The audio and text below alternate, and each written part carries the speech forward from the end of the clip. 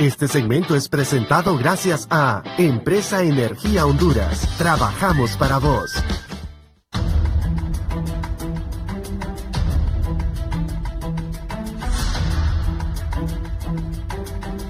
Hola, ¿qué tal están amigos televidentes? Tengan muy buenos días. Les saluda Guillermo Paz Manueles y les doy la más cordial bienvenida a este su foro de las mañanas, la entrevista. Les saludo hoy martes 2 de enero del 2018. Bueno, ya estamos, como dicen, haciendo pininos con el 2018. Hay que obtener una actitud optimista, llena de fe, de que las cosas en el país, con el concurso de todos los sectores, de todos los hondureños, van a mejorar para el bien de todos. No podemos comenzar un nuevo año con una actitud pesimista, porque entonces, ¿de qué se trata el asunto? ¿Cuál es el aporte que vamos a hacer como ciudadanos? Porque no solo al gobierno le compete, no solo a la empresa privada le compete, nos corresponde también a cada uno de nosotros poner nuestro granito de arena ahí, en nuestros centros de trabajo, ahí con nuestra familia, donde estemos, con una actitud positiva y optimista a recibir el 2018. Muy bien, hoy vamos a hablar de un tema muy importante que está relacionado con la llegada del nuevo año y de la agenda que tiene a disposición el gobierno de la República. Vamos a hablar de los logros que se han captado durante el año pasado y cuáles son los desafíos o los retos del gobierno para este nuevo año. Para hablar sobre esta temática tan importante nos acompaña aquí en el estudio de la entrevista. Inicialmente les presento a Jesús Mejía. Él es miembro de la Comisión de Campaña del Partido Nacional y gerente de la Empresa Nacional de Energía Eléctrica. Jesús Mejía, buenos días, ¿cómo está usted? Gracias por acompañarnos. Buen día, Guillermo, muchas gracias por tenernos en tu programa y ojalá podamos informar adecuadamente a la población de lo que podemos esperar para este año 2018. ¿Cómo la pasó este fin de año, las celebraciones?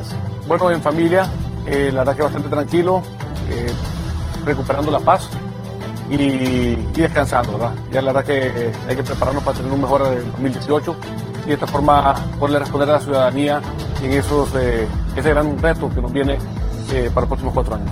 Muchas gracias, Jesús Mejía, por estar con nosotros. También nos acompaña Julio Raudales, presidente del Colegio Hondureño de Economistas de nuestro país. Licenciado Raudales, ¿cómo está? Buenos días. Muy buenos días, Guillermo. Gracias por acompañarnos. Buenos días a Jesús Mejía también. Les deseo un próspero año 2018 y que todo vaya bien para Honduras y en general para cada uno de nuestros hogares este año. La preguntita para usted también, ¿cómo la pasó estas celebraciones de fin de año? Pues muy bien, contento, fíjate, en familia, reuniéndonos, conversando y retomando muchísimas cosas que muchas veces en el año se abandonan por las múltiples ocupaciones. Y es bueno volver a ver a la gente querida siempre y estar con las personas que uno ama en estas fechas tan importantes. Bien, muchas gracias, licenciado Raudales. Jesús Mejía, ¿cómo podríamos traducir los logros del gobierno de la República durante el año que recién culminó? Bueno, mira, Guillermo, yo lo que toleraría no solo el año que terminó, sino que el gobierno que está terminando ahorita, los 4 años del gobierno del presidente Hernández, en el cual hemos tomado decisiones muy fuertes como gobierno para poder reducir el problema número 1 que atacaba a la población en su momento, que era el tema de seguridad. El tema de seguridad se tomó el país con, creo que 87 muertos por cada 100.000 habitantes. El día de hoy andamos alrededor de los 42, 41 muertos por cada 100.000 habitantes. Esto significa que se redujo a más de la mitad este flagelo, que es el que más nos afecta a la población, si lo miramos de una forma global. Pero de igual forma se lograron estabilizar plataformas muy importantes, por ejemplo, el tema de la educación, que hubo una transición pues, de Marlon, que Marlon venía del gobierno del presidente Lobo, que hizo un gran trabajo, y ahora con la nueva dirección que están haciendo, están mejorando todavía el sistema educativo y va en una buena línea, sin olvidar lo que está haciendo en salud, que teníamos dos problemas fundamentales en salud. El primero era el tema de la atención al cliente y el segundo era el tema de abastecimiento. Ahora, a través de una APP, el abastecimiento ya este año se está otorgando y eso va a garantizar que existan medicinas para todos los hondureños. También de la mano, programas como el tema de Vida Mejor, como vino a tener un impacto en la gente que vive en pobreza extrema y eso viene a ayudar para darle mejor calidad de vida al ciudadano. Recuerden que nosotros tenemos que tener una base bastante sólida que garantice que el ciudadano pueda salir adelante. Y eso lo miramos en las primeras clases cuando damos en la universidad, con el tema de las necesidades básicas de Maslow. Y en ese triángulo nos dice cuál es la base de una sociedad que tenga buen desarrollo. Y hay que enfocarnos en ello. Recuerda que nuestro partido político es un partido centro humanista, entonces tenemos por obligación, por mandato político, el venir y buscar esa estabilización en esa base. Miramos un reto interesante para estos próximos 4 años. Siempre la ciudadanía va a pedir más y obviamente los gobiernos tienen que darnos más. Y aquí me pongo del lado del ciudadano porque también nosotros tenemos nuestras exigencias, aunque estemos siendo parte del Ejecutivo, pero también escuchamos al pueblo en el día a día y nos vamos dando cuenta que hay cosas que en efecto las hacemos bien, pero hay mucho por hacer. En el aspecto social, para usted, ¿cuál sería uno de los logros más importantes?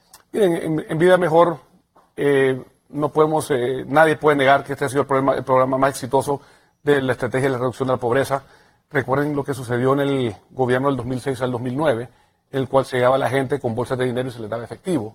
Entonces lo que dabas era dinero para hoy y hambre para mañana. Siempre una obra de infraestructura te garantiza que vas a tener esa obra por mucho tiempo. Y el tema de Vida Mejor, mira, imagínate una persona que cuando viene invierno y está cayendo una gran tormenta, el suelo, como es de barro o de lodo, cuando es verano pues es simplemente tierra, pero cuando es invierno se hace un lodazal. Y la gente vivía de esa forma. Entonces mirabas niños chiquitos de 1 o 2 años arrastrándose en el lodo como que fueran un animal, y eso no puede ser. También el tema de los techos dignos, ¿verdad? Un techo que garantice que la gente no esté mojando. Son temas de salud, ¿verdad? Que protegen tu medio ambiente, los ecofogones, que eso fue, creo que una idea genial en su momento, porque cuánta gente tenía problemas respiratorios por estar con los fogones convencionales. También el tema de letrinas, y ahí sucesivamente cómo se va ayudando con el tema de Vida Mejor hasta el punto de darle una casa a gente que vivía en casas de cartón. Entonces tenemos que ver eso con buenos ojos. El tema que la gente comprenda que cuando viene el impuesto y pasa del 12 al 15%, ese 3% va a un fideicomiso que se garantiza la inversión de Vida Mejor. Así que se busca que los recursos del Estado se manejen con mucha más transparencia y eso también le tiene que dar más confianza a la población. Nosotros hemos escuchado en el discurso de la oposición temas de corrupción que se dieron por personas particulares y que quisieron afectar la institucionalidad. Estas personas fueron apresadas en este gobierno, entonces se monta un precedente que no importa quién sea, se va a aplicar el que, pues una frase muy usada por el presidente, que era caiga quien caiga.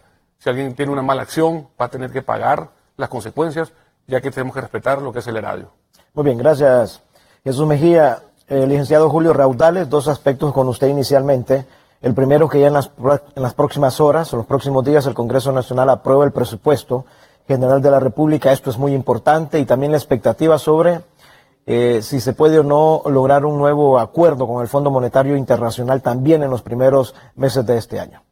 Sí, en efecto, Guillermo y Jesús, yo considero que aquí tú acabas de mencionar 2 elementos coyunturales de política pública, de política económica, que son sumamente importantes. El primero que mencionabas, el tema de la parte fiscal, en donde el presupuesto general de ingresos y egresos resulta ser el instrumento fundamental que cualquier gobierno tiene para lograr hacer cambios importantes en la vida de un país.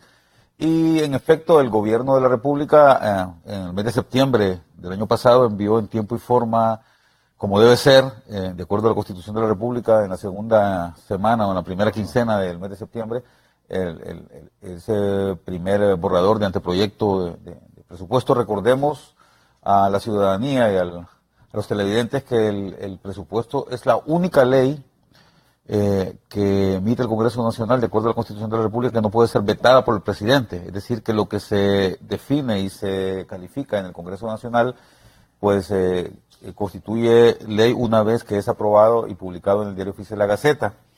Y creo que por las razones de todos conocidas, el tema de la situación que se dio en el país en el último mes, probablemente el presupuesto no pudo ser aprobado por el Congreso Nacional, y esperamos que en los próximos días ya entre en agenda legislativa y podamos tener un nuevo presupuesto, que dicho sea de paso, creo que es muy importante transferir este elemento que tú mencionabas, que es coyuntural, porque tiene que ver con con el quehacer de cada gobierno todos los años, en algo que realmente se transforme la vida del país, o sea, en un elemento de política que sea estructural, que permita hacer cambios en la cultura, digamos, fiscal del país, no ha permitido esto.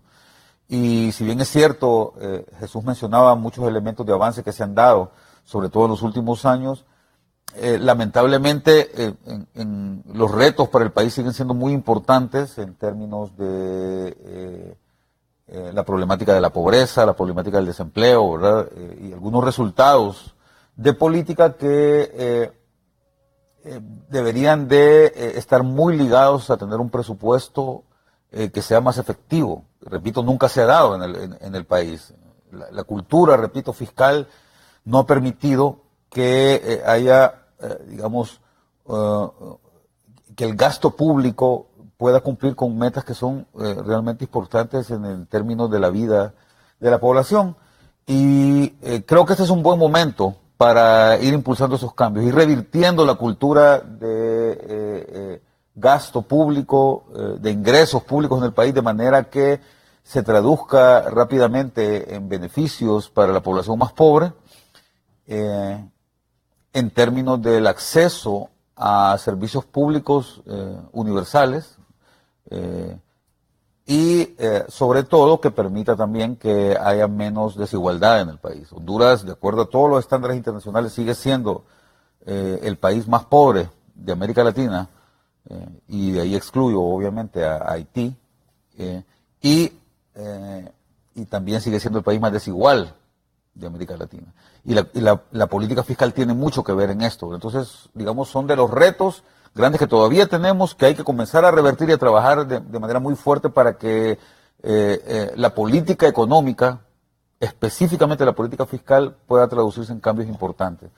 Sobre el tema del Fondo Monetario Internacional, creo que un elemento con el que quiero complementar lo que ya había dicho Jesús, es el hecho de que en el país, en la historia económica del país, muy rara vez se ha dado el cumplimiento completo de un acuerdo con el Fondo Monetario Internacional.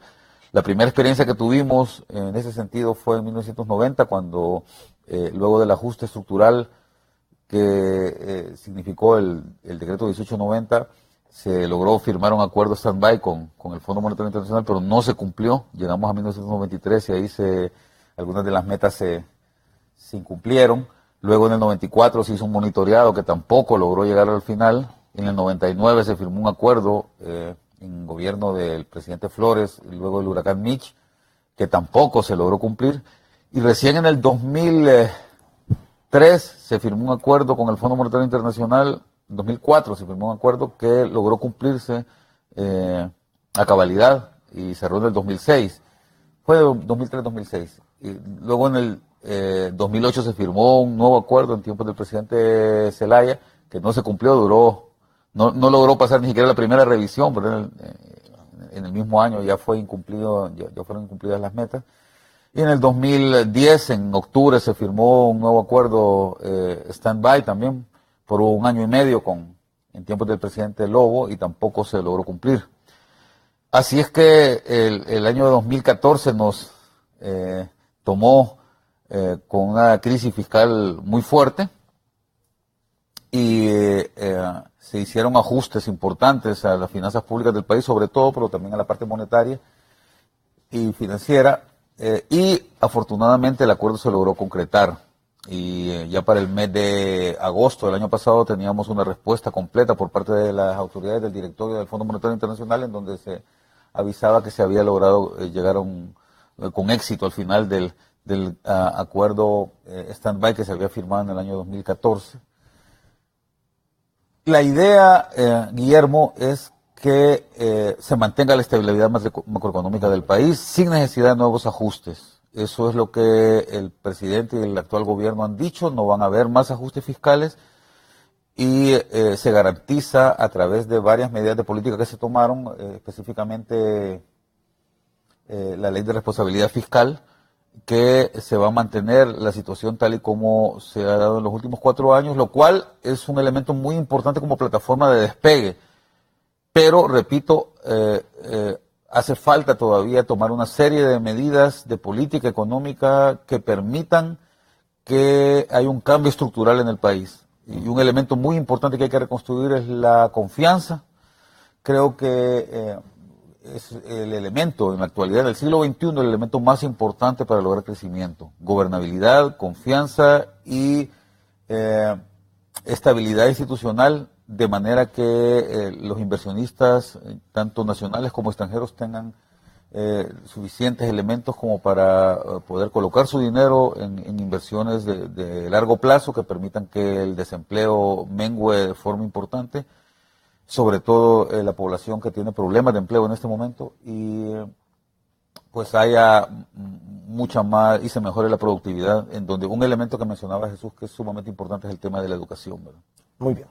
Gracias, licenciado Raudales. Jesús Mejía, siempre se ha querido relacionar el hecho de que si un gobierno X o Y logra suscribir un convenio con el Fondo Monetario Internacional, indica que las finanzas de ese país andan bien, o que las políticas financieras y económicas que han implementado en esa nación son las correctas, número uno. Y número dos, estamos comenzando, Jesús, el año con aumentos en los combustibles.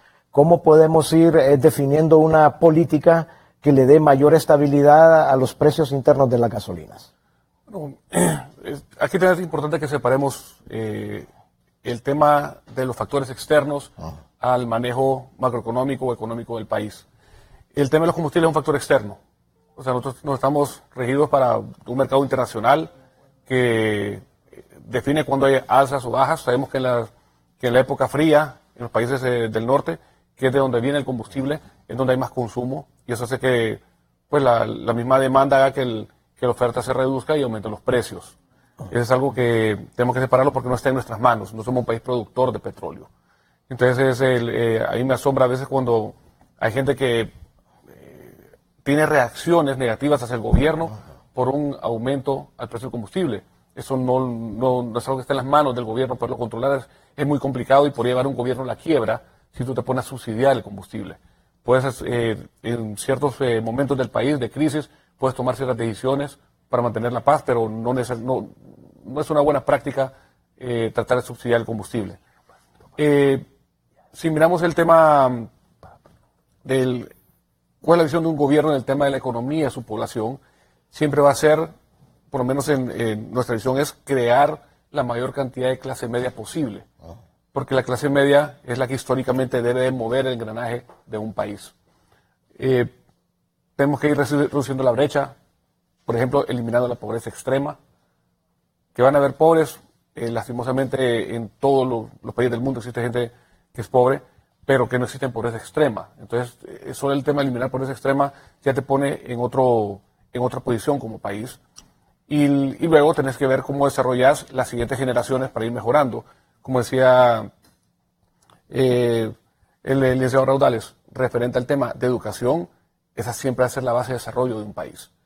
Ahí es donde tenemos que ver, a mí me encantaba cuando iba a Camasca y me encontraba, Camasca Intibucá, me encontraba alumnos de la primera escuela bilingüe pública que estaba funcionando en Camasca y le hablaba un inglés perfecto.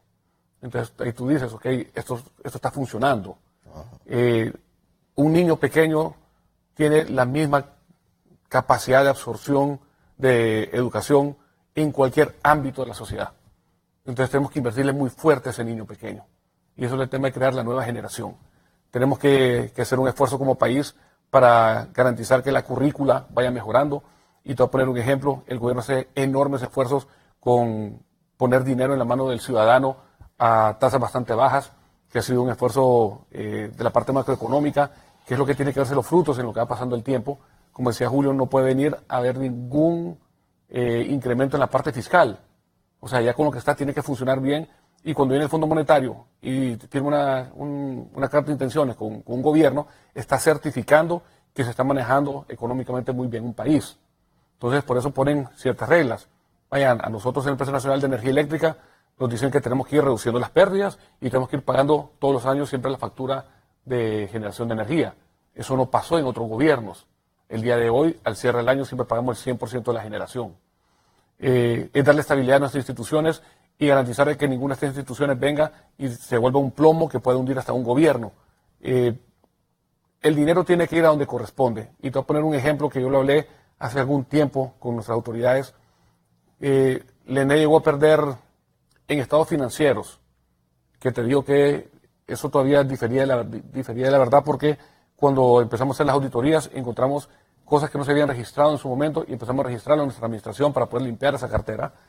Llegó a perder 8.000 millones de lempiras. ¿A cuánto equivalía 8.000 millones de lempiras? Y a veces el dinero es como difícil dimensionar lo enorme que se vuelve esta pérdida para el país. Significaban 56.000 viviendas para vida mejor. O sea, ponte a pensar, 56.000 familias que saldrían de la pobreza extrema si la ENE se manejara bien. Entonces dijimos nosotros, hey, aquí le damos un alto. Y aquí empezamos con el tema de manejar bien la ENE. Y la manejamos a veces como que fuera nuestra propia empresa, porque lo es, pero con un tema particular en el cual enfrentamos intereses enormes, pero es nuestra obligación garantizar que el ciudadano no siga siendo impactado, por ejemplo, con el tema del precio de la energía. ¿Cuál es nuestro trabajo? Nuestra función es garantizar de que ese precio venga a la baja, no a la alta. Entonces, si nosotros venimos a nuestra administración y tomamos una decisión que va a garantizar que el precio viene para abajo, la población lo va a aplaudir. Vaya, nosotros estamos ahorita con una licitación de 820 megas y algunas ofertas históricas, al menos con nuestras comisiones, dimos, bueno, hay que desecharlas, hay que hacer un nuevo proceso y vamos a una nueva etapa. ¿Por qué? Porque el precio estuvo por encima de lo que esperaba el país. Van a venir muchas cosas interesantes en este año, van a haber decisiones duras, pero tenemos que garantizar primero la estabilidad del país en el tema social, como decía Julio, tenemos que tener gobernabilidad, eso es muy importante. Nosotros esperamos que la parte política comprenda que no pueden venir a afectar la institucionalidad. Yo miraba hace algunos días en un programa Oppenheimer que decía, miren, los gobiernos tienen dos formas de manejo, unos que tienen personas fuertes y otros que tienen instituciones fuertes. Y lo mejor es que tengamos instituciones fuertes. Pero lastimosamente en la historia nos dice que los países del tercer mundo inician por personas fuertes, porque queda alguien con mucho carácter para poner orden en la administración pública. Entonces ahora, ¿cómo hacemos para garantizar que tengamos instituciones fuertes? Tenemos que colaborar todos. ¿Cómo colaboramos todos? Poniendo respeto en lo que son nuestras leyes. Muy bien. Entonces, para usted no es determinante el hecho de que un gobierno firme o no firme con el Fondo Monetario Internacional. No, sí lo es, claro. Es determinante. Claro que lo es porque es tu certificado de que estás manejando bien las cosas. Aparte de eso, eso te garantiza, le garantiza a la comunidad cooperante internacional, ya sea la banca o los países cooperantes, cuál es tu nivel de endeudamiento posible. Entonces, lo que hace el Fondo Monetario te regula para que tú puedas decir, mira, Honduras puede adquirir endeudamiento hasta por tantos millones de dólares en los próximos 3 años. Que ese usualmente es el periodo por el cual se firman estas cartas de intenciones, 18 meses o 36 meses. Entonces, de esta forma tú garantizas que vas a tener acceso a fondos altamente concesionales. Para darte un ejemplo, nosotros estamos construyendo ahorita en Cañaveral, Río Lindo, estamos repotenciando esas centrales que tienen ya como 60 años. Estas fueron creadas, bueno, van a llegar 54 años, tiene ahorita Cañaveral, que es la más vieja. Conseguimos fondos altamente concesionales con el gobierno de Japón, con JICA, y nos dieron a 40 años, con 10 años de gracia, 0,5% de interés. Entonces es inmejorable eso. ¿Cómo lo consigues? Con confianza, que estás manejando bien tu dinero y que sabes de que este país hay que apoyarlo para que salga adelante. Muy bien, gracias Jesús. Julio Raudales, en el tema de generación de empleos. Se generaron, si no me equivoco, un poco más de 200,000 oportunidades de empleo durante los últimos años del gobierno de la República y se espera que en estos 4 años esta oferta de empleo mejore y cubra más hondureños que actualmente no tienen un trabajo. ¿Cómo define usted esta política y qué podríamos ver en estos 4 años por venir del gobierno del presidente Hernández en generación de empleo? Mira, primero yo creo que es bien importante que se mantenga la ruta que se ha iniciado, sobre todo en el elemento que tiene que ver con apertura de oportunidades, con mejora de posibilidades de una generación de confianza para la inversión. Lo que hace que haya empleos en un país es la inversión, la creación de empresas, la posibilidad de que se faciliten los medios y el clima de negocios para que el inversionista sepa que va con confianza, que va a tener ganancias en cualquier inversión que haga, ¿verdad? Cuando tú tienes una cantidad de dinero, lo que quieres es hacer que ese dinero pues produzca suficiente rentabilidad de manera que no vaya a perder su valor en el tiempo, que es lo que sucedió. Y hay dos elementos bien importantes. El primero es el tema de lograr una estabilidad en los precios, que la canasta básica no se dispare, como ha sucedido en otras economías, sobre todo aquí muy cerca en Latinoamérica, ¿verdad? En Venezuela estaban viviendo ahora con una inflación de arriba del 1000% anual, ¿no? Y en Argentina se había estado manejando una situación similar hasta que llegó el presidente actual de ese país que ha logrado, digamos, de alguna manera parar esto, aunque la inflación sigue siendo un problema grande. Argentina se maneja en este momento con inflaciones de cerca del 30-40%, lo cual es muy elevado en estos días. ¿Honduras cómo se mueve en inflación? Honduras anda más o menos en un promedio de entre 3.5 y 5.5% de inflación, lo cual es bastante bueno, ¿verdad? Bastante bueno. Y te digo, esto ayuda muchísimo para establecer confianza en temas de inversión. El otro elemento importante es el tema de las garantías, de lo que se llama seguridad jurídica en el país. Ahí tenemos un reto grande todavía, sobre todo para el inversionista internacional, que siente que en el país estas garantías todavía no están dadas del todo. Hay un elemento muy importante que es el hecho de la propiedad, los derechos de propiedad, ¿verdad?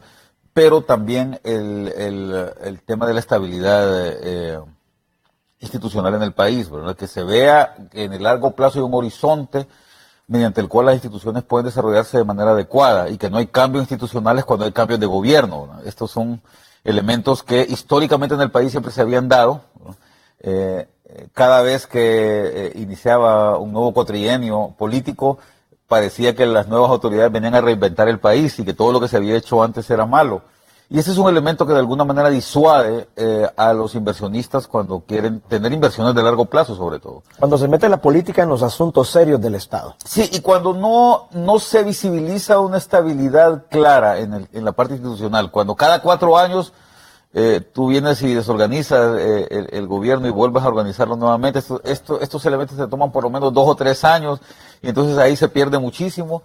Y sobre todo se genera mucha incertidumbre para las personas que quieren invertir, sobre todo invertir cantidades importantes, ¿verdad? Porque generalmente el país se ha manejado ya desde hace 20, 25 años con tasas de inversión extranjera directa, cuando se ve la balanza de pagos en el país, de entre 800 y 1.000 millones de dólares anuales, que corresponde fundamentalmente a reinversiones que ya hacen las empresas extranjeras que están acá en el país y muy poco para nuevas inversiones, ¿no?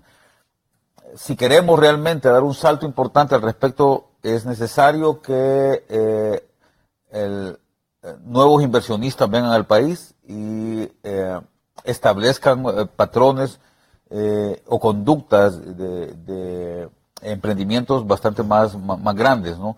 Yo creo que en los últimos 4 años se dio un impulso importante a este tema. El mismo presidente de la República salía personalmente a varios países a buscar, digamos, a recoger elementos que permitieran que inversionistas grandes vinieran al país, sobre todo inversionistas de países muy ricos como Alemania, Japón, Corea, Singapur y otros, Estados Unidos mismo, ¿no? Pero, repito, mientras elementos como el tema de la estabilidad institucional, el tema de la tasa de interés y sobre todo la confianza para tener la certeza de que no van a haber cambios importantes en el país ha estropeado un poco esto, ha entorpecido, digamos, la llegada de inversiones importantes. Esperemos que se siga caminando en este tema. Honduras sigue siendo uno de los países con una competitividad bastante baja. Los factores de competitividad en el país no han sido totalmente desarrollados y hay muchos elementos que son estructurales, como hablábamos al comienzo, ¿no? El tema de la educación es un tema en el que hay que invertir muchísimo todavía. Jesús hablaba de algo que a mí me parece que es sumamente importante. Yo creo que en esto hay que ser muy propositivo, ¿verdad? Y no tan pesimista. Me parece que el camino que se emprendió a partir del año 2011, 2012 en los temas educativos es importante. Recuerda de dónde venimos, ¿verdad? Antes del 2010 realmente cuando se lograban 120, 130 días de clase en el país se lograba bastante. Ahora, por lo menos tenemos eso, que no es la panacea, ¿verdad? Tener 200 días de clase es importante, es una base de la cual partir, pero hay otros elementos que el mismo indicador de competitividad que realiza cada año el Foro Económico Mundial te establece, que tiene que ver con acceso a tecnologías de la información, que tiene que ver con mejora en los currículums, en la parte de educación básica y media, que tiene que ver con reformas importantes en la educación universitaria, en los cuales hay que todavía apretar más el acelerador y que tienen mucho que ver con este elemento también. Hay una gran diferencia, por ejemplo, que existe entre, por ejemplo, Costa Rica, cuya inversión extranjera directa está muy centrada en el tema de empresas con tecnología de punta, tiene que ver con el elemento humano. Cuando en el año 1987-88 se aprobó la ley del régimen de importación temporal, ¿verdad?, que dio origen a todo este elemento de la maquila, en Costa Rica también estaban haciéndose reformas de este tipo, pero las empresas que venían a Costa Rica en aquellos años eran empresas tecnológicas, incluso Intel, ¿verdad?, llegó a ese país. Mientras que acá lo que venía era maquila de maquila textil, ¿no?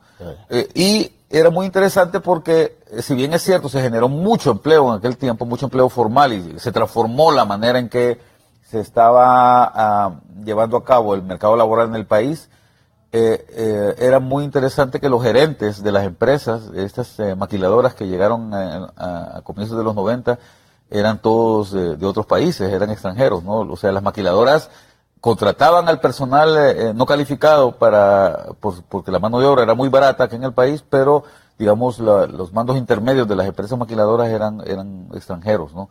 Y no eran nacionales.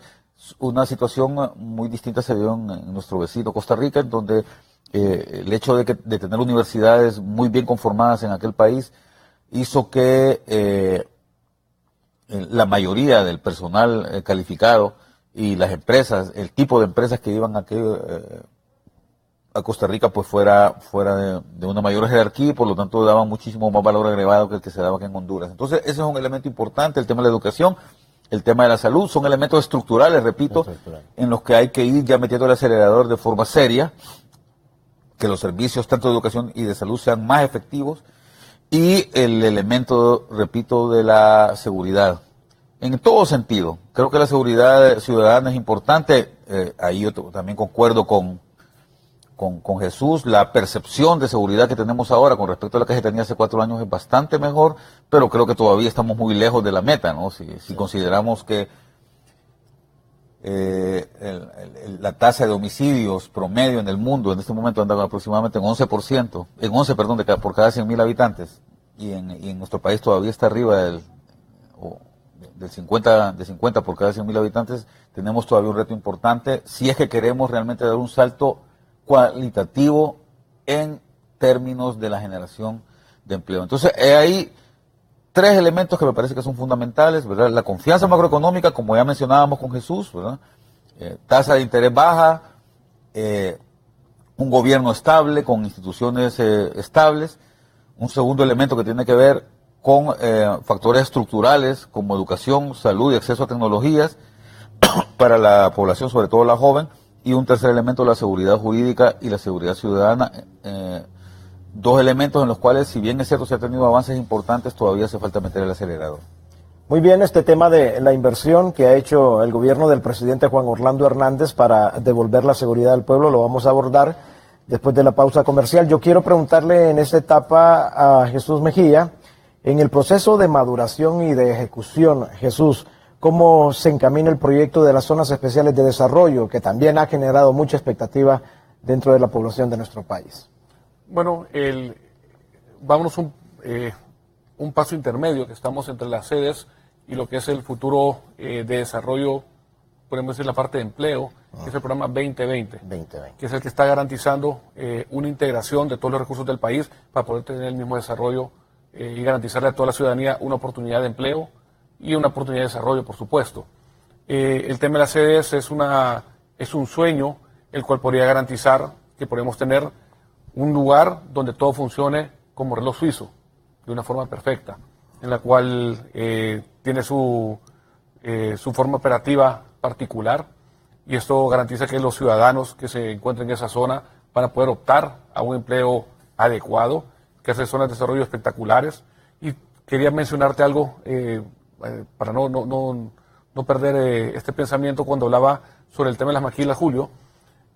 Si en efecto en Costa Rica se dieron temas tecnológicos interesantes, pero hace un par de meses estuve en un parque, en una planta particular que se llama Gildan. Es el parque industrial más grande de la región. Solo este lugar emplea 25,000 hondureños. Y yo le preguntamos, ¿verdad? O sea, ¿por qué hizo que Gildan, que tiene operación en toda la parte de Centroamérica y el Caribe, por qué escogió Honduras para que fuera su sede, su centro más importante? Y la respuesta de los gerentes dijeron es que la mano de obra de Honduras es la mejor. ¿Qué significa esto? No es de que son solamente los más hábiles, sino que son los más respetuosos, que son los más cumplidores, que son los que le garantizan a la empresa su disponibilidad de tiempo para hacer bien su trabajo. Entonces quiere decir que nosotros en nuestra cultura sí tenemos ese potencial que hay que explotarlo más. El traer nuevos empleos con el programa 2020 nos va a garantizar alrededor de 600,000 nuevas oportunidades de trabajo para estos próximos 4 años, y eso va a ir reduciendo esa brecha de pobreza. Es súper importante. Recuerden que cuando una persona trabaja va a tener impacto en 4 o 5 personas de su hogar, porque va a llevar recursos a su hogar, y tenemos que garantizar que todo el mundo pueda todo eso. Hace muchos años yo recuerdo hablaba con un presidente de la República y decía, el éxito número 1 que puede tener un presidente en su gobierno es hacer que la gente migre de la ciudad al campo y no del campo a la ciudad. Pero cuando viene la gente del campo a la ciudad, lo que logras es generar anillos de pobreza. Cuando van de la ciudad al campo, vas a generar empleo y trabajo. Hay mucha tierra en nuestro país. Necesitamos industrializar lo que es el corredor agrícola, y de esta forma que salga el producto ya con valor agregado. Les ponía yo a la gente con la que trabajamos en la parte rural, miren, damos el tema del café. Una persona que cultiva café, ¿cuánto invierte para sacar el grano oro? O sea, son 3 años para sacar el primer cultivo aceptable. Viene alguien, se los compra, y en esa semana lo seca, lo despulpa, lo pone a tostar, lo mete al molino y lo empaca. O sea, en un término de 5 o 7 días sacó el producto terminado y se llevó el 70% del valor de ese producto que pusiste en el mercado. O sea, tú estuviste 3 años trabajando y te quedaste solo con el 30%, y el hecho de industrializarlo y darle un valor agregado le dio un 70% a quien les compra el café. Entonces el tema de las cooperativas se vuelve interesante. Tenemos que empezar a unir fortalezas, y eso es la idea también de algunos fondos que está poniendo el Estado sobre la mesa para que los grupos organizados puedan tener acceso a ellos a tasas bastante bajas, que era otro tema que hablaba Julio, que como economista sabe muy bien que un país con tasas de interés altas difícilmente va a ser competitivo. Entonces tenemos que dar ese punto. Recuerda cómo nos afectó en su momento cuando se hizo un aumento del 100% al salario mínimo. Entonces eso vino a afectar de una manera desmedida lo que era el tema de competitividad. Si en efecto tenemos que garantizar que el salario mínimo pueda cubrir las necesidades mínimas de un ciudadano en su día a día, pero no olvidemos la palabra salario mínimo, o sea, es como un punto de partida. Nosotros no esperamos que ningún ciudadano aspire al salario mínimo. Todo el mundo tiene que luchar por entender que esa es una base, y ahí todo va para arriba. Entonces son visiones que tenemos que tener como país, como ciudadanos. Recuerden de que el bienestar viene más por el esfuerzo común de cada uno de nosotros. Eso es lo delicado cuando miramos grupos de choque, le podemos llamar así, que rompen la institucionalidad. Y te ponen un ejemplo, los saqueos que hubieron después de las elecciones, eso afectó de una manera muy, muy negativa a la inversión en nuestro país. Y cuando tú vienes y llegan las fuerzas de seguridad pública y van a poner orden, lo llaman represión. Eso no lo puedes llamar así, o sea, están saqueando los lugares y le robaron las cosas a la gente que con mucho esfuerzo había construido a lo largo de su vida. Así que tenemos que poner las barbas en remojo. Miren, como país tenemos que trabajar muy de la mano. Nosotros estamos muy receptivos en el tema de la crítica, porque cuando alguien levanta la voz, tenemos que escuchar el fundamento y garantizar a la población de que la decisión que vamos a tomar va a ser en pro de su desarrollo. No va a venir a afectar para que el pueblo no se pueda desarrollar. Garanticemos no solo como gobierno, sino que como país, porque el sector privado también tiene que involucrarse de una forma tal vez más, con una voz un poquito más cantante, para garantizar de que ciertas situaciones que se dan el día de hoy, tanto en el Estado como en la empresa privada, se puedan controlar y que no afecten la bolsa del ciudadano. Toda acción que haga el gobierno tiene que ir en pro de la mejoría económica del ciudadano. Muy bien, vamos a hacer una breve pausa comercial. Desde luego, aunque el derecho de la protesta está instituida en la Carta Magna, en la Constitución, cuando hablamos de saqueos, cuando hablamos de dañar la propiedad privada, se reportaron 1.300 millones de lempiras diarios en pérdidas en nuestro país producto de estas acciones, que ya no se definía como una protesta auténtica, sino como un saqueo, como un daño a la propiedad privada. Y desde luego, cuántas personas no perdieron su patrimonio de toda su vida, dejaron de generar riqueza y más aún dejaron de generar empleos. Muchas personas quedaron desempleados. Vamos a la breve pausa comercial. Quiero preguntarle después a nuestros invitados dos temas. ¿Cómo va la inversión para convertir a Honduras en un corredor logístico de cara a mejorar y fomentar la producción de nuestro país? Y también la inversión en materia de seguridad está redituando más tranquilidad para el país. Hay confirmación que los indicadores de violencia están bajando en Honduras en comparación con años anteriores. De estos y otros temas platicamos con nuestros invitados después de esta breve pausa comercial.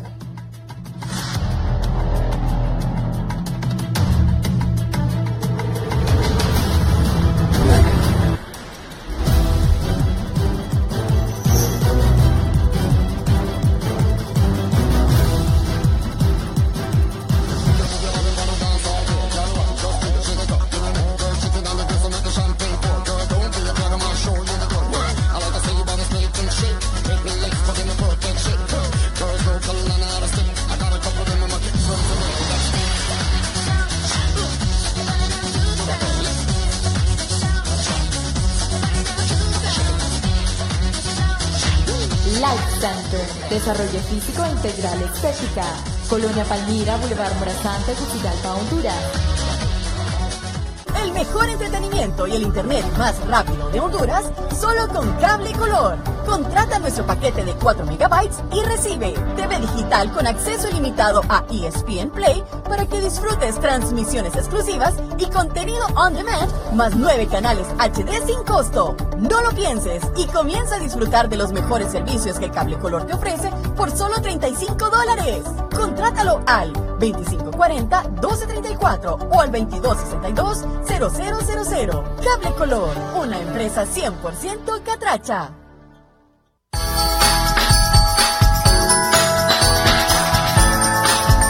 Que en esta Navidad el mejor regalo que recibas sea amar. Perdonar y crecer. Y para dar, que tu sonrisa sea tu mejor regalo. Comparte esta Navidad con tu familia, con tus amigos, con tus compañeros. La magia ya llegó y llenos de paz celebremos juntos. Una feliz Navidad y un próspero Año Nuevo. Vive estas fiestas con nosotros. Canal 11. En estas fiestas de Navidad y Año Nuevo, vive con nosotros.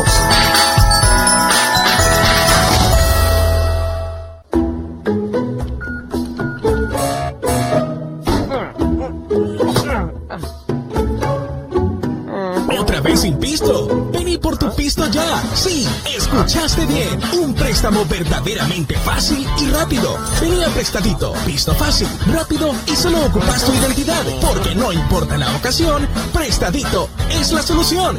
Vos también te podés llevar un préstamo. Aplica en línea, miprestadito.com o visita una de nuestras agencias a nivel nacional. Para más información, llama al 2540-1050 o síguenos en Facebook Prestadito Honduras. ¿Qué pruebas deberán superar ahora Moisés y su pueblo? Esto va contra sus leyes. Moisés dijo que se establecerá un límite. ¡Este es el Dios que nos sacó de Egipto!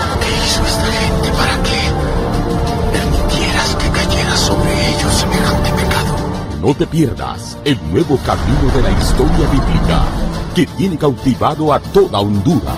Y si estamos aquí hoy, siguiendo el viaje, es porque Él está cumpliendo su promesa. Moisés y los 10 mandamientos. Lunes a viernes, 8 de la noche, por Canal 11. Vive con nosotros. Llegó la hora de más internet, más entretenimiento y disfrutes de las mejores series y películas en internet. Por eso te traemos el nuevo Speed Pack con paquetes desde $41 que incluye internet, TV cable análogo, TV digital básico, más de 60 canales HD y telefonía fija. Con el nuevo Speed Pack puedes navegar con el mejor internet de Honduras. Cable Color, una empresa 100% catracha.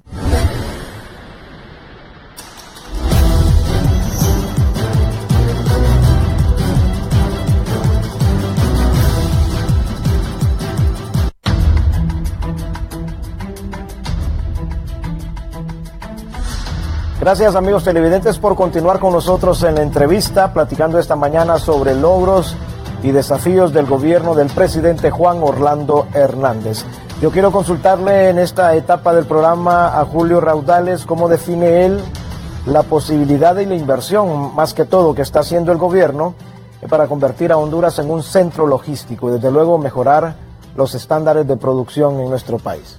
Mira, Honduras es un país con muchísimo potencial en muchos elementos, en muchos sectores, ¿verdad? Comparto la idea de que el sector servicios debe ser un elemento en el cual debería de haber una buena concentración del esfuerzo para la inversión.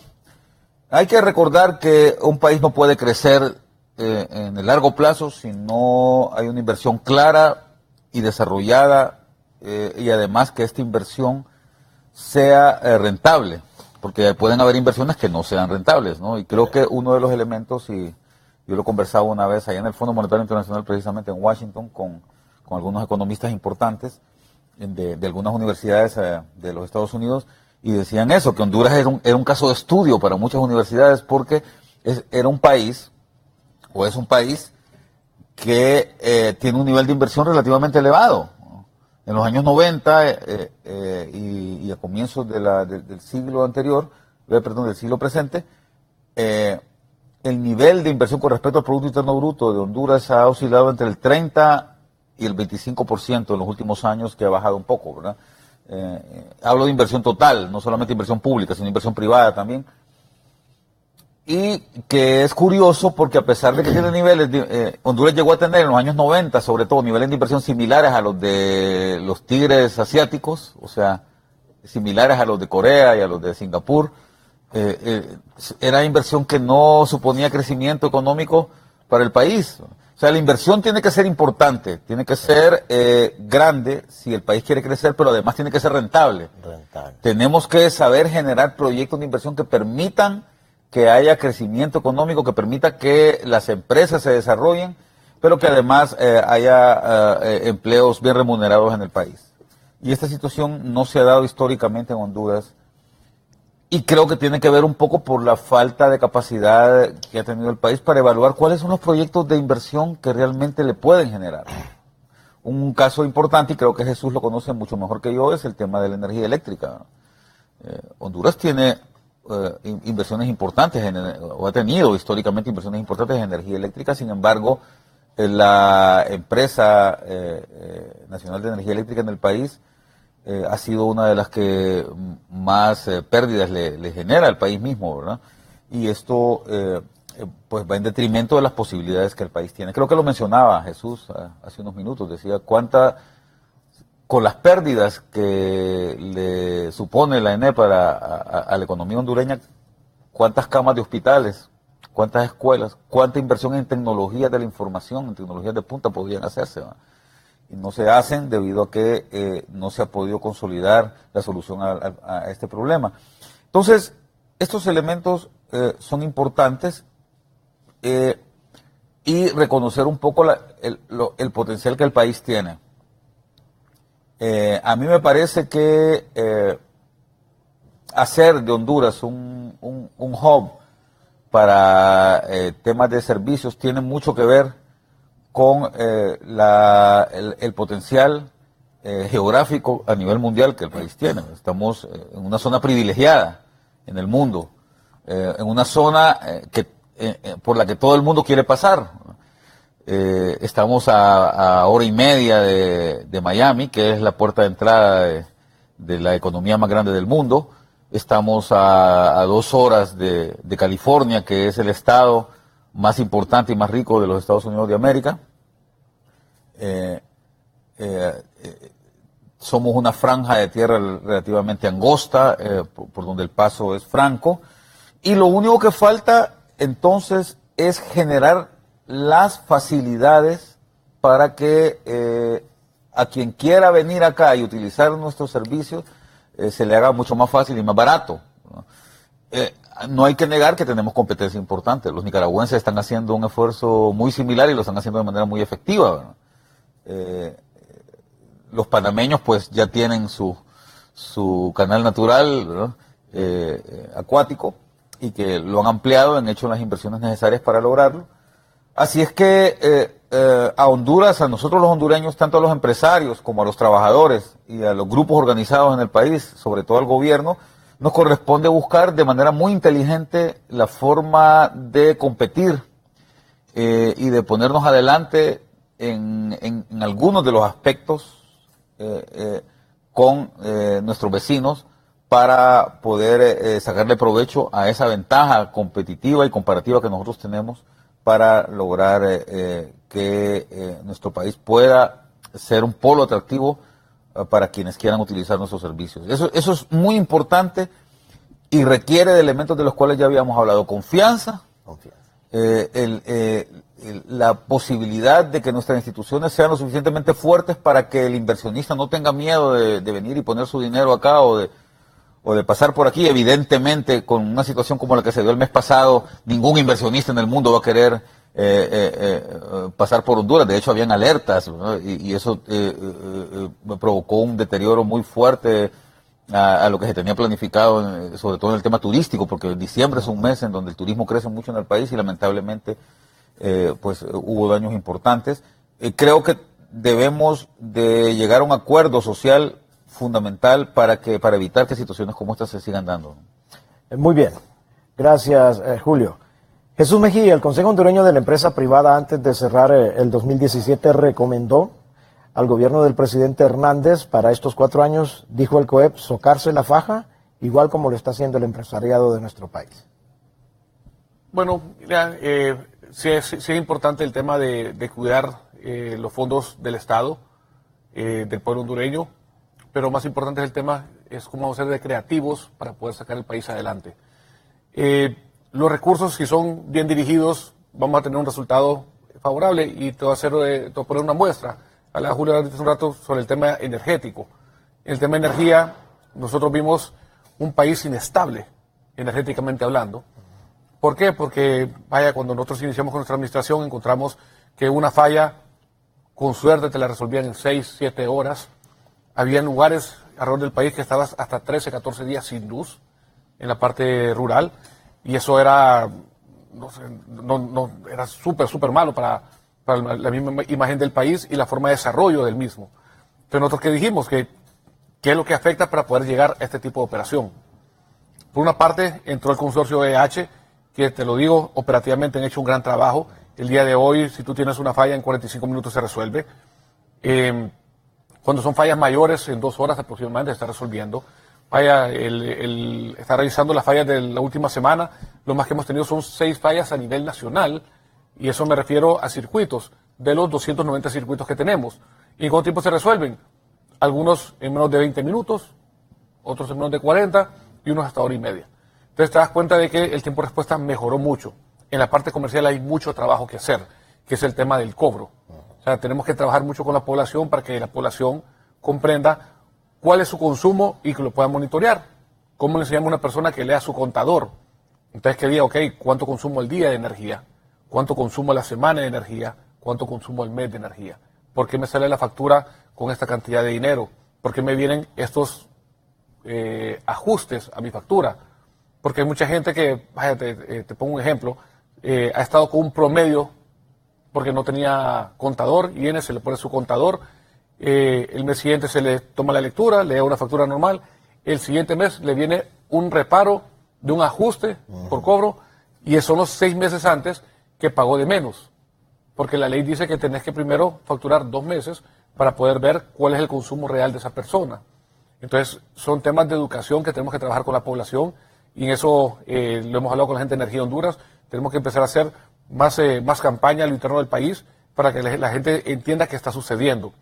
Por otra parte, también se dieron acciones que no están aprobadas por nosotros, que recuerden que hubo un aumento del promedio, y eso el presidente fue enfático y le dio vuelta a la edición tomada por esta empresa, la cual no había sido autorizada por el gobierno de la República. También encontramos que el tema energético, cuando venían las horas pico o los meses calientes del año, tenías que bajarte un par de circuitos, porque se sobrecalentaban las subestaciones. Entonces, tú decías, ¿cuál es el funcionamiento adecuado de una subestación? Un transformador no debe ser usado por más de un 80% de su capacidad. ¿Qué significa esto? Que tienes un transformador de 50 megas, no deberías de tenerlo por más de 40 megas en promedio durante el día. Nosotros esto los teníamos alrededor de las 24 horas en 50, o lo saturábamos al punto que teníamos que bajarlo para volver a recuperar el circuito. El día de hoy colocamos en 6 lugares diferentes subestaciones que no existían en el pasado. Imagínate, nosotros tenemos de estar ahí 1 año y medio, y ya se terminó de construir la subestación de la entrada a Copán, San Nicolás sería en este caso, ¿verdad? Porque están cantados los municipios, pero en realidad está ubicada en San Nicolás Copán. Las 3 subestaciones del norte que se pusieron en San Pedro Sula, que es donde teníamos más incidencias con este problema, las 2 que se pusieron aquí en la capital, y esto vino a estabilizar el tema energético. Entonces la potencia mejoró y ya no tenemos que estar haciendo bajones de energía, porque la energía la teníamos, pero teníamos problemas para entregarla. Entonces empecé a encontrar problemas de estructura en el país que no corresponden, y te voy a poner un ejemplo que para mí es increíble. Vaya, en el Progreso tenemos la necesidad de un transformador de 150 megas. ¿Para qué? Para poder utilizar la energía que se genera en el sur. O sea, tenés esa necesidad y no se había hecho la inversión. Nosotros dentro de nuestro plan de expansión ya lo hicimos, ya se gestionaron los fondos, eso lo estamos viendo a través del Banco Interamericano del Desarrollo, con un préstamo de 150 millones, que vienen varios proyectos para subestaciones y fortalecimiento de la red, y esto va a garantizar de que esa energía barata, que en el caso la genera la empresa Lufusa en el sur, que es la planta más barata el día de hoy, se puede entregar en el norte a un bajo costo. Eso es lo delicado cuando venís y me hablan de la Ceiba. Por no construir una línea de 230 que venga del Progreso a Ceiba, tenés que tener plantas de generación diésel de corto plazo. Entonces, esa planta de generación diésel te pone un precio mucho más alto, que porcentualmente solo equivale al 1%, 1,5% de la generación de todo el país. No importa. O sea, cada centavo cuesta. Y nuestro trabajo tiene que ir enfocado en la reducción del costo de la energía para garantizar al ciudadano que en el corto plazo el tema energético no debe ser un problema para su bolsillo. Muy bien, gracias Jesús. Julio, la inversión en materia de seguridad que ha hecho y que tiene planificado seguir haciendo el gobierno del presidente Juan Orlando Hernández. Mira, yo creo que aquí hay 2 elementos que es importante considerar. Primero, la seguridad es un elemento que tiene que ver mucho con la forma en que se organiza la ciudadanía, ¿verdad? Si bien es cierto, el país venía de un problema muy fuerte, de una situación que tenía que ver con elementos como la corrupción policial, ¿verdad? Y la poca confianza que la población tenía o tiene en la institución misma, que es la encargada de guardar la seguridad del país. También es cierto que hay muchos factores que tienen que ver con el entorno externo. Honduras se convirtió, desgraciadamente, y debido a ese primer factor de corrupción, entre otras cosas, en un foco de paso del narcotráfico acá en nuestro país, y eso tuvo consecuencias muy fuertes que venían dándose ya desde los años 90 acá en nuestro país. Así es que este es un elemento muy importante que había que combatir de cualquier manera, que había que combatir como una prioridad, y que creo que después de varios intentos, tanto en el gobierno del presidente Maduro, luego en el gobierno del presidente Zelaya, y después en el gobierno del presidente Lobo se habían estado intentando, digamos, revertir de manera no tan eficiente. Y eso nos llevó a una situación realmente de crisis que tuvo que requirió de medidas muy fuertes, incluidas medidas fiscales muy fuertes, ¿no? como es el elemento de la tasa de seguridad. Luego, el otro tema importante es el tema de cómo lograr entonces ya una vez que tienes a la policía, digamos, ya trabajando de una manera más eficiente, más eficaz y más transparente, y que tienes ya los elementos de represión del delito y los temas de control del narcotráfico ya más claros en el país, cómo lograr organizar a la población de manera que las situaciones de inseguridad en el país se vayan revirtiendo y podamos retornar a las tasas internacionales de seguridad, porque repito, tener 56, 57 muertos por cada 100.000 habitantes, si bien es cierto es un avance con respecto a cómo estábamos en el 2014, nos sigue poniendo como uno de los países más violentos del mundo. De hecho, hace poco, no recuerdo qué organismo internacional publicó la lista de las 10 ciudades más violentas del mundo, y hay dos ciudades hondureñas entre estas 10. Y resulta que las 10 ciudades más violentas del mundo son latinoamericanas, ¿verdad? Entonces, yo creo que se puede, mediante ya este segundo paso, una vez que ya tenés, digamos, subsanados o encaminados elementos importantes como el tema de la policía, una policía profesional y transparente, ¿verdad? Respetuosa de los derechos humanos, y el otro elemento que tiene que ver con la parte del control de los factores externos que estaban afectando la violencia en el país, ya ver cómo podemos organizar a la población, cómo se puede organizar a la población de manera tal que podamos retomar el tema de la seguridad, ya más en un contexto de cómo se ve, cómo nos podemos comparar con los estándares internacionales.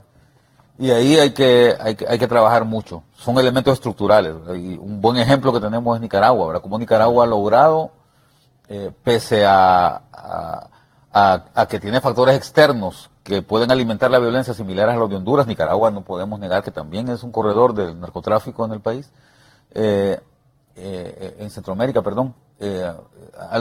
Tiene un control de la seguridad bastante fuerte debido a la organización social que hay ahí. Entonces, en Nicaragua tenemos índices de violencia muy por debajo del promedio mundial, ¿verdad? Repito, el promedio mundial estaba el año pasado en 11 muertos por cada 100.000 habitantes, y en Nicaragua están en 8, ¿verdad?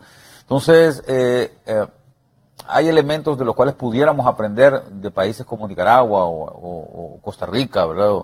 O Uruguay, y que pudieran servirnos como ejemplo para saber, una vez, repito, controlados los elementos fundamentales, lograr pacificar nuestro país, porque también ese es un tema que influye mucho en la inversión y en la economía nacional. Muy bien. Parece que Nicaragua le encontró, como dicen, la magia o el punto clave a este aspecto de la policía comunitaria, una policía que está bien cerca de la población, una policía que está sectorizada por cuadras, por zonas, por sectores, y ahí hay una relación directa entre el representante de la justicia, el representante más bien de la ley, con el ciudadano que habita esas zonas. Por ahí va el enfoque que ha hecho Nicaragua con su policía comunitaria, aunque en el Congreso Nacional, con esta nueva ley orgánica de la policía y con el mejoramiento que se está haciendo, se ha trascendido que el proyecto podría ir encaminado también a una policía comunitaria aquí en nuestro país, en Honduras, pero esto todavía está, como dicen, en análisis ahí en la Cámara Legislativa. La misma pregunta para Jesús Mejía, la inversión que ha hecho el gobierno del presidente Hernández, Jesús, en materia de seguridad. Mira, el tema de seguridad, como tú mencionabas ahorita, es un tema de comunidad, es un tema que tenemos que comprender todos los ciudadanos, que está en nuestras manos. No es posible que alguien esté amedrentado porque una persona tiene asustado a toda una población. Eso pasa en los barrios y colonias, con el tema de las maras, por ejemplo. Si tú te fijas, los lugares donde hubieron mayor cantidad de disturbios son las zonas calientes. Entonces, ¿qué sucede? ¿Qué es lo que estás viendo ahí claramente? Es de que se había reprimido la delincuencia, que eso está correcto. O sea, no al ciudadano, es a la delincuencia la que reprimís. O sea, ya había un mensaje claro por parte de la seguridad de nuestro país de que el que anduviera haciendo algo malo se le iba a imponer mano dura. Va por buen camino, pero ahorita ellos vieron la posibilidad de que las cosas se iban a cambiar y que ellos iban a poder volver a lo que sucedía del 2006 al 2009, que fue algo que incrementó de una forma exponencial, y se fueron a las calles, a incendiar las calles, a robar los negocios, a hacer muchas cosas que afectaron a nuestra población. Comprendamos, esa ya no es una forma de vida. O sea, tenemos que poner las barbas en remojo, estar claros de que para que el país salga adelante es trabajando que se va a hacer, no saqueándolo. Entonces, todos, absolutamente todos los ciudadanos tenemos que colaborar en ello y empezar a hacer comunidad. Mira, hay un comentario que a mí me hizo presidente Lobo en el 2003, que eso ahí me hizo un seguidor acérrimo de él, que fue él me dijo: Jesús, el problema de nuestro país es que dejamos de sentir el dolor ajeno. Tú no puedes dejar de sentir el dolor ajeno, debes de ser solidario. O sea, no puede ser que tú tengas a tu vecino, esté pasando una crisis y tú no le tiendas la mano. Entonces son cosas que como población, como comunidad tenemos que mejorarla.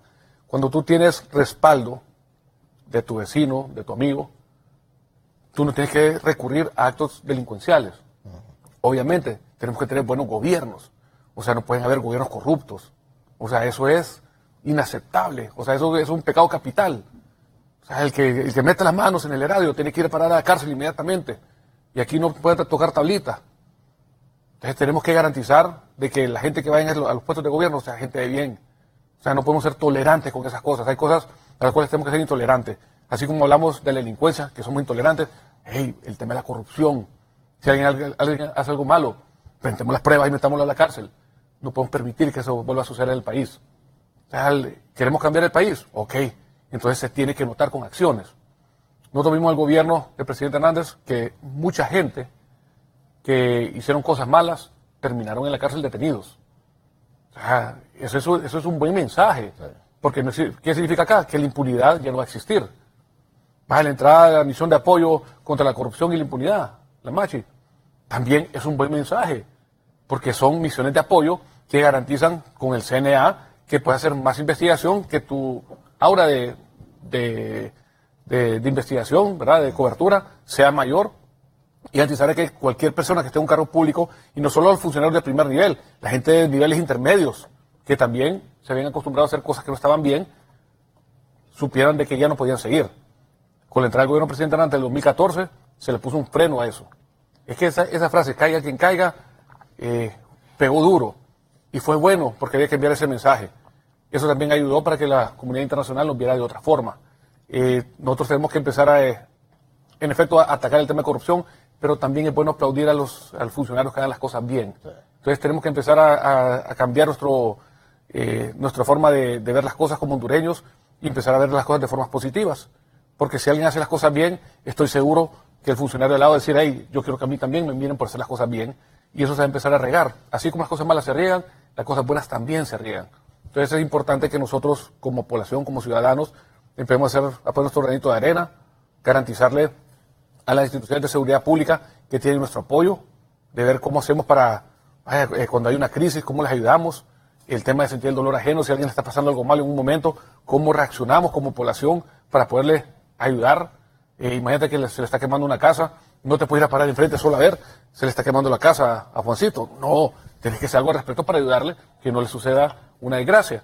Entonces hay muchas cosas que como ciudadanía tenemos que volver a reinventarnos. Les pregunto a ustedes que están en su casa, ¿usted sabe el nombre de todos sus vecinos en su cuadra? Y estoy seguro que la respuesta que van a dar es no. Usted debería saber el nombre de sus vecinos si los tiene al lado. Eso le va a garantizar a usted de que va a tener una autoprotección entre los mismos. Así que hagamos comunidad, eso va a venir a apoyar a las fuerzas de seguridad. Si algo malo pasa, va a ser fácil decirle: está pasando en este lugar y con estas personas. Y no le tengamos miedo, si al final la mayoría de las personas quieren paz y tranquilidad. Un poco más de compromiso social. Exactamente, eso es súper importante. Mira, todos somos ciudadanos de este país y todos tenemos la obligación de empujar para que el país salga adelante. Hace un tiempo yo tuve la oportunidad de ir a la parte de Emiratos y hablamos con el ministro de lo que sería el equivalente aquí, el de Desarrollo Económico, y le preguntaba, bueno, pero ¿cómo hicieron para sacar adelante estos países? Porque todo el mundo decía que tienen petróleo, tienen dinero. Sí, pero las riquezas, cuando existen de esa forma, bien genera más pleito. Hay muchos países petroleros que son sumamente pobres. Ahí tenés Venezuela, por ejemplo. Y en África, ¿no? Y me dijo él, es que esto es sencillo, ingeniero, me dijo. Nosotros buscamos un líder fuerte, decidimos apoyarlos y nos pusimos de acuerdo todos para empujar el país en la misma dirección. Esa es la clave del éxito. Si usted tiene gente haciéndole contrapesos hacia el desarrollo, usted no va a sacar su país adelante. Entonces, eso es claro para nosotros. El confrontarnos entre nosotros no es una opción. Aquí tenemos que sentarnos, ver qué está bien, qué no está tan bien, cómo lo mejoramos y garantizar que las cosas se manejan de una forma adecuada. Muy bien, ya estamos a unos 5 minutos de concluir el programa. Yo quiero cederle a cada uno de ustedes unos 2 minutos para que hagan un resumen del tema que hemos abordado y también un agregado, cómo vislumbran ustedes el gobierno durante estos 4 años que están por venir. Inicialmente, el licenciado Julio Raudales. Bueno, mira, yo creo que hay que ver la vida y el futuro con optimismo, ¿no? Honduras es un país que tiene mucho potencial para salir adelante, tiene el material humano adecuado para hacerlo. Creo que es importante darle las oportunidades sobre todo a los jóvenes, para que puedan desarrollar sus capacidades, para que puedan desarrollar sus potencialidades, proveerles los medios de trabajo, proveerles la educación necesaria y sobre todo lograr que sean personas que puedan confiar en las autoridades, y para esto es muy importante el respeto a la ley, el respeto al Estado de Derecho, el buen ejemplo. Honduras ha sido un país que históricamente se ha caracterizado por, la falta de confianza de la gente en la institucionalidad. Es importante ir revirtiendo y trabajando fuertemente para cambiar esto. Yo creo que el reunirnos y conversar todos sobre esta problemática con ánimo constructivo es sumamente importante, y mantener la estabilidad macroeconómica, la estabilidad y la confianza en las posibilidades de inversión que el país puede generar para que podamos salir adelante. Honduras tiene muchos retos todavía, sigue siendo un país que en prácticamente todos los rankings mundiales aparece en los últimos lugares, pero no somos el único país, ni seríamos el primer país que puede franquear de manera rápida esta situación. Si nos organizamos, si buscamos un factor común que nos lleve a empujar a todos en la misma dirección y tratar de salir adelante pese a nuestras diferencias. Las diferencias no deben ser un factor de retraso, deben ser un factor de avance, y yo creo que tanto al gobierno como al resto de la ciudadanía es importante decirle, entremos al debate de las ideas, pero hagámoslo con un ánimo constructivo y no destructivo, para que nuestro país pueda